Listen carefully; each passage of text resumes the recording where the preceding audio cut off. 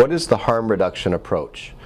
This is different compared to the total abstinence model. So they are both equally effective at minimizing harm to people, whether it's by complete abstinence, so they're not using their drug of choice anymore, which is typically the case at most rehabs. Harm reduction is a newer thing, and it's saying that if a person has tried abstinence but they keep failing, they keep having relapses, then maybe to consider to try a different approach altogether, because what was happening is a lot of people were relapsing, and this is the highest risk for overdose and for people to die, and it's not a failure.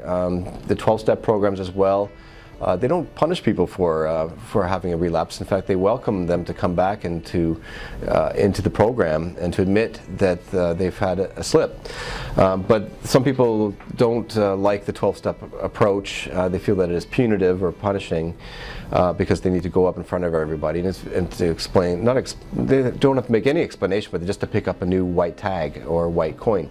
So it can be difficult for people, and some people just don't do well in the total abstinence model. But I would say for anybody who's first trying, their first kick at the can, the first time they're trying to get help for themselves, is to consider the total abstinence model. The best way to treat it is to have complete abstinence, in my opinion. This is not easy, and it's not just going cold turkey, it's learning techniques and tools how to avoid a relapse. And this is best learned at a rehab. So going on to harm reduction now. This is for somebody who's tried it several times, tried total abstinence. They weren't able to be successful over the long run. And this is suggesting that to try to engage in activities to minimize harm to themselves, i.e. prevention of overdose or further harm by infectious disease or worsening of their addiction. So the way that harm reduction works is to say, okay, if you're going to use, it's fine, but try to be smart about your use. Try to moderate your use. Try not to use to the point of excess. Try to engage in your activities of normal life. Try not to have a failure of those or breakdown, meaning that there's no loss of work hours or sleeping in or being late. Those sort of things. Those are indicators if they are coping well with their drug of choice, or if they're not coping well. The most commonly known harm reduction approach are safe injection sites for opioid users, typically heroin users. And in this situation, it offers them a lot of benefits. Number one, it's a safe environment, so if they have an overdose unintentionally or not, there's treatment right there, and they can give the medication naloxone, which is the antidote to an overdose. In addition, they can give rescue breathing, which would be the first step. From most experienced people who are working in safe injection sites know that that's the best way to approach it before giving naloxone. Also, they can give clean needles and supplies. This helps prevent the transmission of infectious diseases like hepatitis C and HIV. Education can be provided here. Ideally, they can also offer detox beds and housing from this point of contact. That would be the most ideal thing with safe injection sites. That's the most beneficial way that they can provide harm reduction techniques. The next thing for harm reduction, this now includes for opioid users, and in this situation is to consideration for harm reduction by taking opioid replacement therapy. So whether it's methadone, Suboxone, or other injectable opiates that help prevent people from going into detox, preventing them from going into withdrawals. By giving them these medications, it helps attenuate the nasty side effects of going through withdrawal, but it helps them function. So they're in the driver's seat and they can help control their life. When a person is going through detox, it is a horrible situation. I know because I've been through it personally, and it is very difficult to function in life. So the idea of going on the opioid replacement therapy is that it puts them back in the driver's seat because it takes away the detox horrible symptoms, and that is very beneficial to people because now they can get back to life, get back to work and start functioning. And this is a very helpful thing for a lot of people who are struggling with opioid addiction because they can now start functioning, and it clears their mind, and they can start making clear decisions which are not possible when they're going through withdrawal. The final thing for harm reduction, some of the newer things that are out there, is to provide safe drugs.